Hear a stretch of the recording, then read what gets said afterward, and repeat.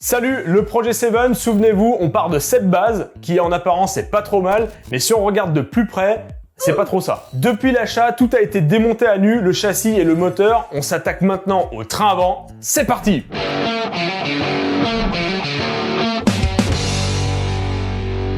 Je vous l'avais dit dès le début du projet, le train avant est bien flingué, les triangles supérieurs sont complètement tordus car la conception du train roulant a été clairement sous-dimensionnée, c'est-à-dire qu'elle n'est pas assez costaud pour la fonction qu'elle a. En gros, ce triangle, il est relié aux amortisseurs, ça fait un espèce de bascule quoi, et c'est lui qui encaisse tout. Et donc tout ça, au fil des années et au fil de l'utilisation de la voiture, ça a plié et c'est pas bien. L'argument, c'est pas bien. Le résultat, c'est une voiture ultra affaissée sur l'avant, un moteur qui traîne par terre, et esthétiquement ça ne me plaît pas du tout, c'est très moche. Moi j'aime bien quand on voit les ressorts d'amortisseurs avec tout ça et tout, je trouve ça super beau. Et puis clairement, dites-moi, mais les triangles de suspension, surtout celui du bas, c'est dégueulasse. Celui du haut, vu qu'il est plié, c'est dégueulasse. Faut que c'est propre quoi, tu vois. Et pour remédier à ça, rien de plus simple, on va couper le châssis en deux et repartir sur un train avant sur mesure et neuf. Mais avant de sortir bêtement la disqueuse et le poste à souder, il faut concevoir ce train roulant. Lors du démontage,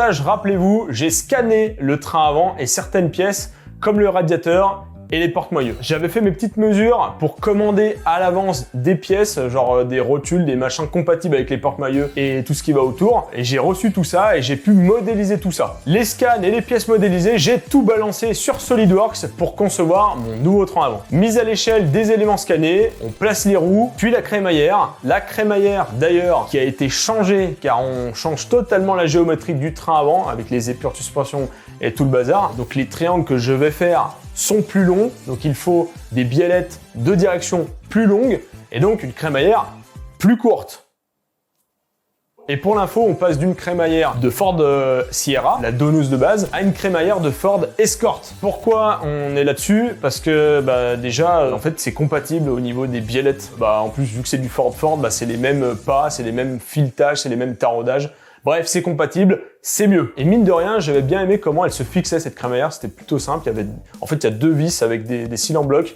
Je trouvais ça plutôt bien. Et bien sûr, cette crémaillère, je l'ai achetée d'occasion sur internet. Le radiateur d'eau est quant à lui placé tout devant, comme ça il prend l'air, contrairement à avant où vraiment il y avait la structure, regardez ces images, je sais pas comment l'air passait, mais ça devait chauffer de ouf quoi. Donc là, ça va pas être le cas, on a vraiment une distance de ouf entre le moteur et le radiateur. Le moteur, il est vraiment juste derrière le nez, il prend tout l'air, tu vois, il est bien quoi. Donc le moteur va moins chauffer. Je pose le nez en fibre pour voir que tout passe à l'intérieur, parce que c'est quand même important, c'est la carrosserie quoi. Une fois tous mes éléments positionnés, je peux commencer la conception. Et l'idée de cette conception, c'est de faire 4 triangles de suspension et le châssis tubulaire qu'on viendra souder ensuite sur le châssis existant de la 7. Côté porte-moyeu de roue, on garde le truc de base pour le haut, donc des rotules Ford il me semble. Mais pour le bas, comme je vous l'ai dit, on change les bras là dégueulasses, là, les espèces de triangles dégueulasses, vraiment ils sont pas beaux.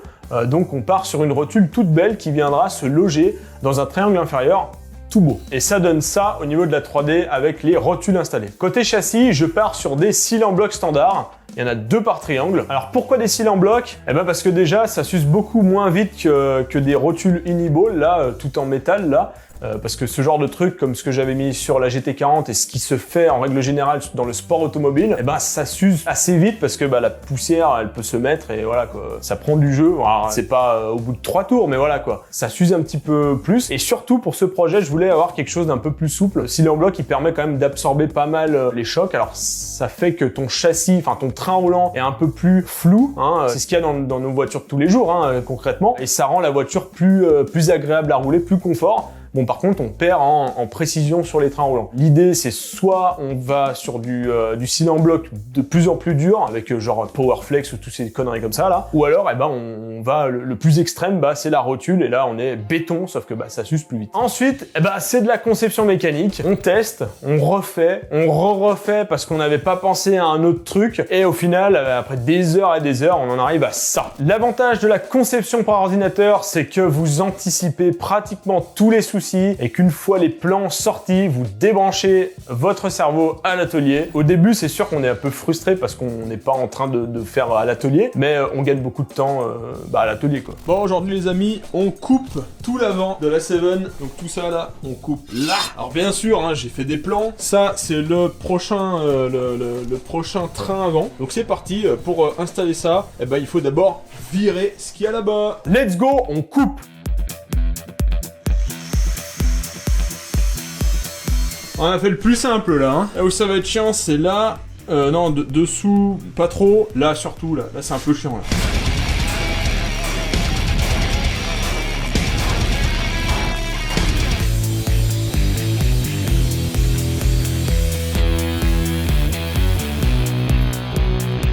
Tient plus que par le dessous, tac, donc là je vais faire un trait de la fente ici à la fente ici, et je coupe, et ensuite bah, tout ça va dégager.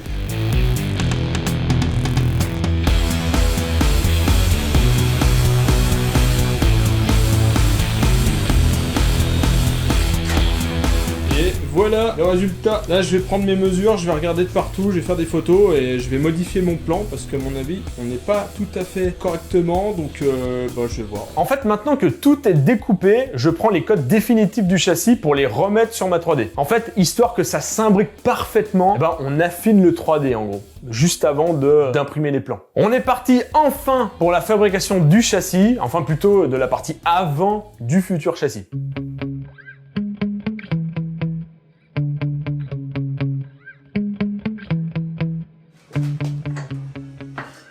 Voilà. Oh, le débilos.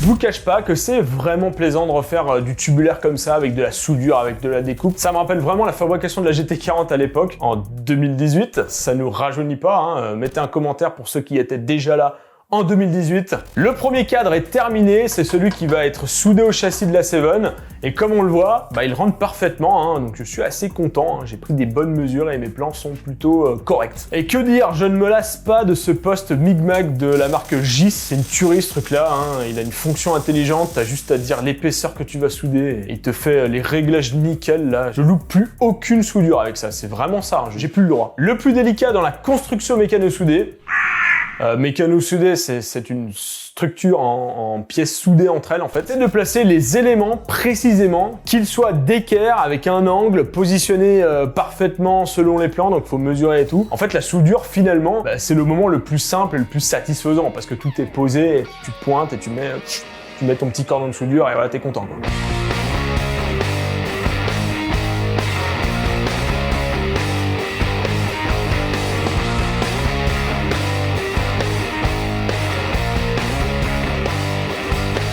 Un petit moment chiant, la fabrication des chapes qui tiendront les triangles de suspension.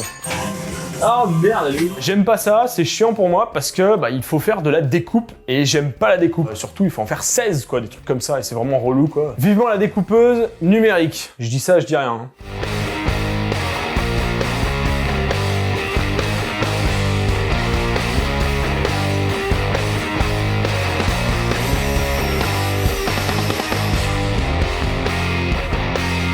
Plus qu'à les souder au bon endroit.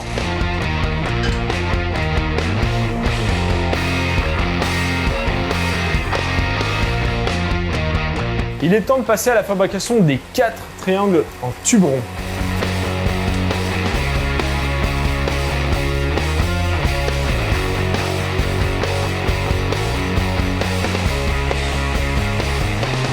Le projet Seven, c'est aussi un bon moyen d'expérimenter des techniques de fabrication. Faire des gueules de loup, donc en gros ce genre de truc, pour des tubes, c'est hyper galère. Toujours. Alors t'as la technique de la meuleuse, bah là c'est du pif, hein, et puis t'as la technique beaucoup plus propre avec la scie cloche, hein, mais sauf que bah la scie cloche, tu fais 3 gueules de loup et tu mets l'outil à la poubelle parce qu'il a plus une seule dent qui coupe. Puis sans compter le temps que tu passes à placer le tube, à mettre la machine dans l'axe. Ensuite bah tu fais ton truc, sauf que bah les dents elles sont toutes pétées. J'avais fait cette technique sur la GT40, alors bien sûr le résultat il était propre de ouf, hein, vraiment, regardez les images, hein. J'avais fait ça sur la fraiseuse, donc les angles ils étaient parfaits, bref c'était génial.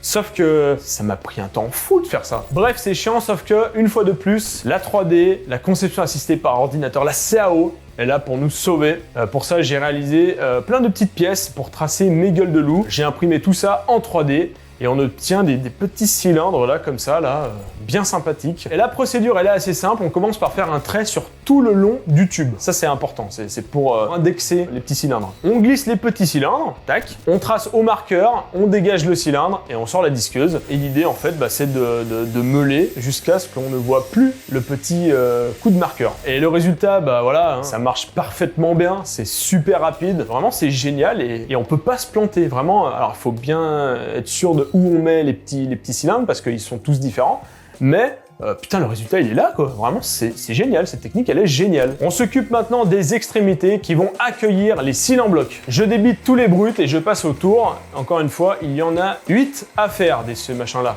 c'est un peu chiant. Je déteste faire deux fois la même chose, ça me... Alors 8, 16, c'est le pire truc. En fait, faire une voiture, c'est faire un côté c'est cool, faire le deuxième c'est super chiant.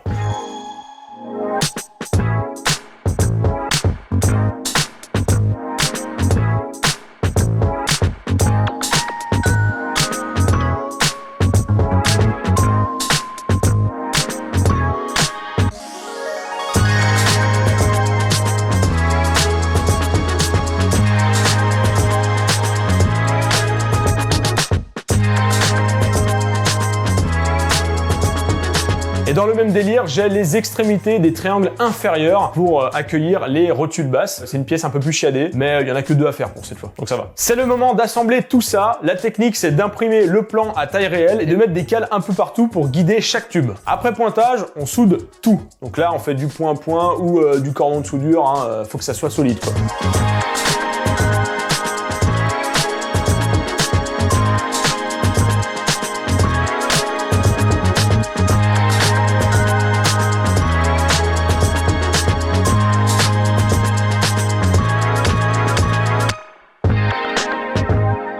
Même chose pour les triangles inférieurs, petit montage à blanc, bah, le principe c'est le même que le triangle supérieur, hein. C'est vraiment pareil. Sauf que celui-là il est un peu plus long. On va maintenant faire le support de rotule haut. À la base sur ce porte-moyeu hein, qui vient de la Ford Sierra donneuse, hein, on retrouve une jambe de force à la McPherson, comme ce truc-là, tu vois. Donc comme tu le vois, on n'est pas du tout sur la même architecture que la Seven. On est sur le McPherson, alors que la Seven, on est sur du double triangulation. Et l'astuce, c'est de faire une pièce dans ce genre pour pouvoir la mettre à la place de la jambe de force et donc placer une rotule pour faire la double triangulation.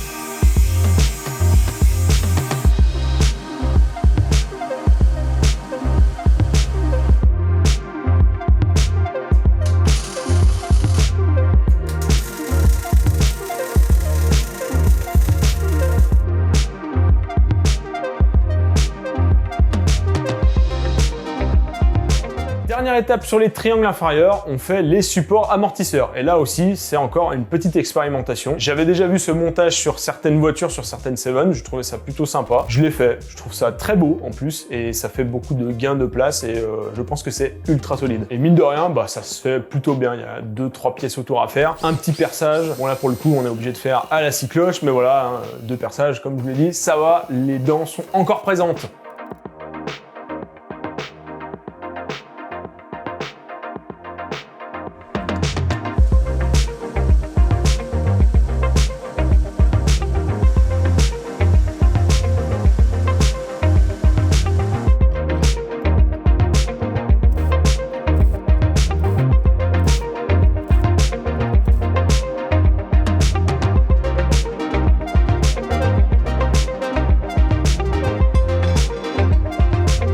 maintenant poser la crémaillère de direction. Plutôt simple, ici on a un tube carré à placer et 2 petites pattes de fixation. Ouais, c'est assez simple.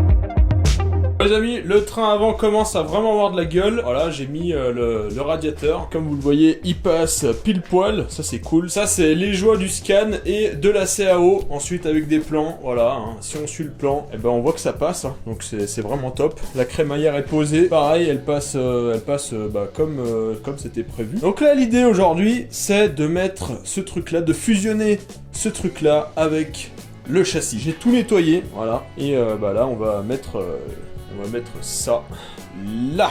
Bon, bien sûr, il faut tout vérifier la géométrie, sinon on va rouler en crabe. Et rouler en crabe, c'est pas cool.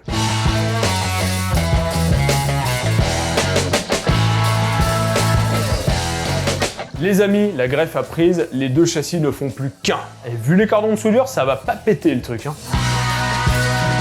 Je fixe le radiateur aussi, comme ça c'est fait. C'est un peu relou, mais au moins c'est fait.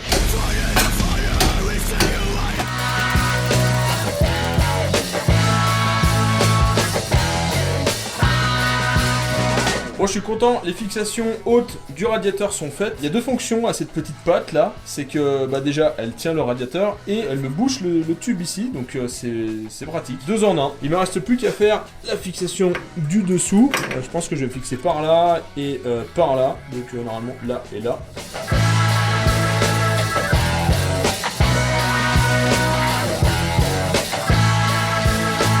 Bon les amis, on se prépare à installer les phares. Ils vont être fixés sur le berceau avant. Ils sont juste là. Voilà.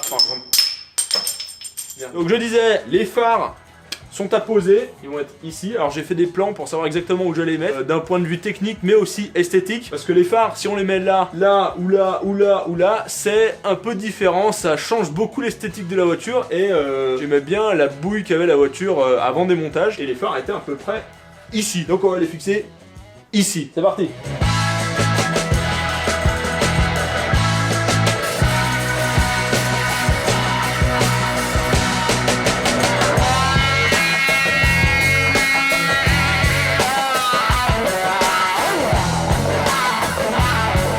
Bon les gars, nouvelle opération, l'idée c'était de mettre le nez, voilà. Sauf que le capot est pas si évident à remonter, parce qu'évidemment le capot il tient à la fois ici sur le châssis et sur le nez. Sauf que ici là il faut que ça soit quand même pas trop dégueulasse. Or ça l'était, donc là si vous voyez bien il y a beaucoup d'espace que j'essaye un petit peu de réduire. C'est pas si évident que ça. J'ai mis des cales ici là pour que le capot soit bien à fleur du châssis, parce que c'était pas le cas avant. Et donc voilà. Donc là l'idée c'est de caler au mieux le capot sur le châssis et de fixer au capot ça. Ensuite une fois que ça c'est bien calé, donc là je suis en train de le caler, donc là il est tenu ici, donc là les 2 pièces sont tenues avec ce serre-joint. Là on a une cale qui fait pivoter comme ça le nez. Pareil de l'autre côté. Une fois que le nez est plutôt en place, on va s'attaquer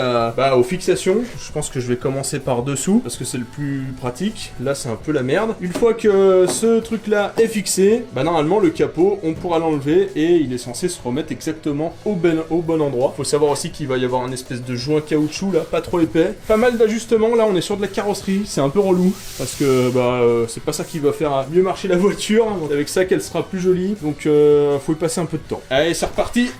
Bon, ça a l'air pas mal tout ça. J'ai dû le rééquilibrer parce que là il était un petit peu plus bas que de l'autre côté, donc j'ai rééquilibré. Au début je pensais vraiment qu'il était coupé pas bien, mais en fait non, c'est juste moi qui avais mal fait l'ajustement. Là franchement on est pas trop mal. Donc maintenant je pense que je vais m'attaquer aux fixations. Allez, let's go.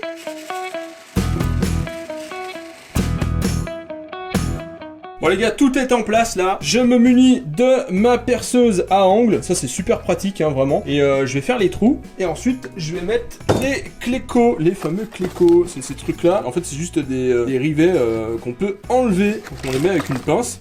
Alors, vous allez voir. Et puis l'idée ouais, c'est de fixer ça. Donc là il bouge plus là. Tout est bien pincé de partout à la pincetto. Il bouge plus. Il est bien en place. Il est propre. C'est parti.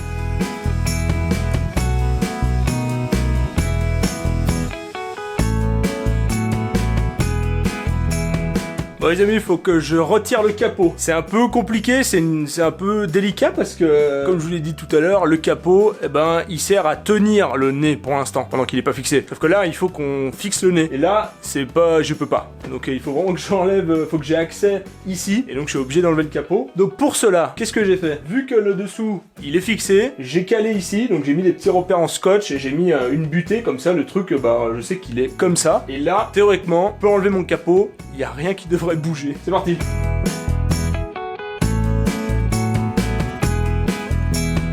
J'ai pas filmé, mais voilà les petites pattes avec leur entretoise en aluminium. Je suis assez content, ça a de la gueule, hein. Ça tient bien mieux le nez que l'ancienne technique, c'était vraiment dégueulasse. Donc là, j'ai fait un truc vraiment propre. J'ai fait une petite patte aussi centrale en aluminium, comme ça, ça tient aussi le haut et tout est bien. Et bien sûr, on vérifie que le radiateur passe bien sous le nez. Et on est bon. Bon, mais une fois monté, ça donne quoi? On se fait un petit montage à blanc?